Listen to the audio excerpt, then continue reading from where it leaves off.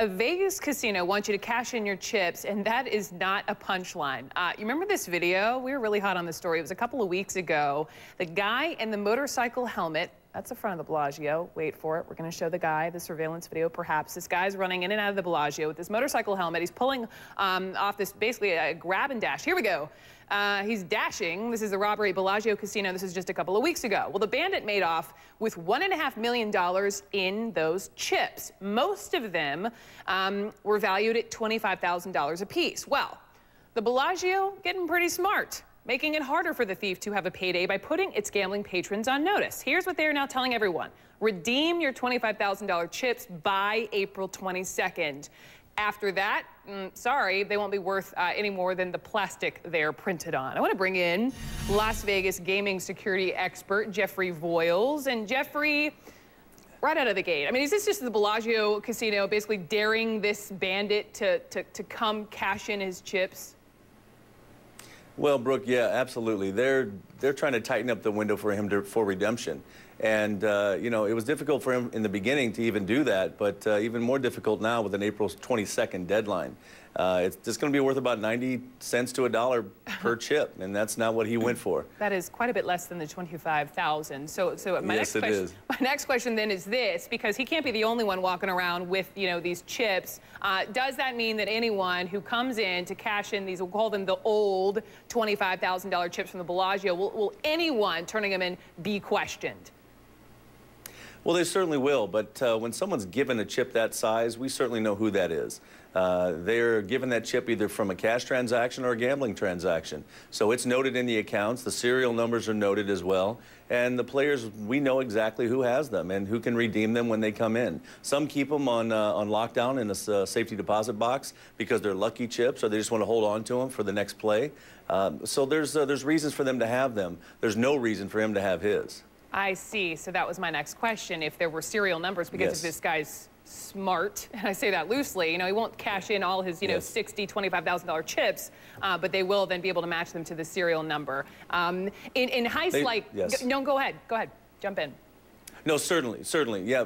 You know, he would walk in, one stack of $25,000 chips is $500,000. So grabbing 3 stacks at 20 chips tall is pretty simple. But once again, he knew exactly what he was going for, and he just didn't know how to redeem them. That was, you know, the failing part of his plan. That was well executed at the right time. Went in and got out 2 to 3 minutes, and now it's very difficult for him to redeem them. In your experience, Jeffrey, as a gaming security expert, you know, in heists like this one, I don't know how many there are on average, you know, is the bad guy, I mean, we know all the cameras are there, we see the video, even though he's covered head to toe, are the bad guys eventually caught?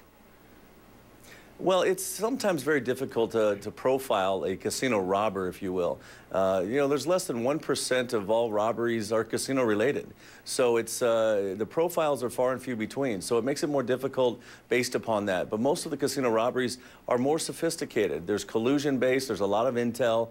They get in, they get out, almost like the Ocean's 11, but not to that extreme. But they certainly take time to plan these things because they know there's a lot riding on this and there's a lot of people watching.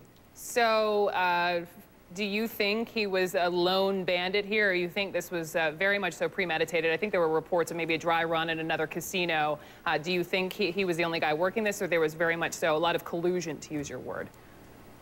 Well, there certainly is collusion, and I'm not sure if it's, I don't believe it's within the Bellagio property, but it's certainly collusion with other people. But if it is within the Bellagio property or any casino property, this is very, very dangerous for casinos. This is the most dangerous aspect of our business. With the inside employee type collusion is very difficult for us to find out and very difficult for us to determine. So having that intel from an outsider with a criminal mind is very dangerous for us. Something we see, like you mentioned, you know, in the movies, Ocean's 11, but, you know, I feel like we don't often see this in real life, so it's fascinating. And Jeffrey, let's have you back on when and if they catch this guy. Deal? Thank you, Brooke, for having me. Yes. Great. Jeff Voyles, thank you. He is known as the crossbow cannibal, a convicted serial killer with a disturbing past. And now we are getting shocking new video of this man moments after one of his murders. That is ahead. And what is going on with Christine O'Donnell? You know, there are all these reports that she is now under criminal investigation. Well, now She certainly made the rounds this morning. She is speaking out. She's telling the media that certain people are after her. Jim Acosta is digging on this one for us today. He is in with the political pop. We'll have that conversation on the other side of the break. Attention Medicare and insurance beneficiaries. Do health issues limit your mobility? Is it difficult to get to the bathroom on your own?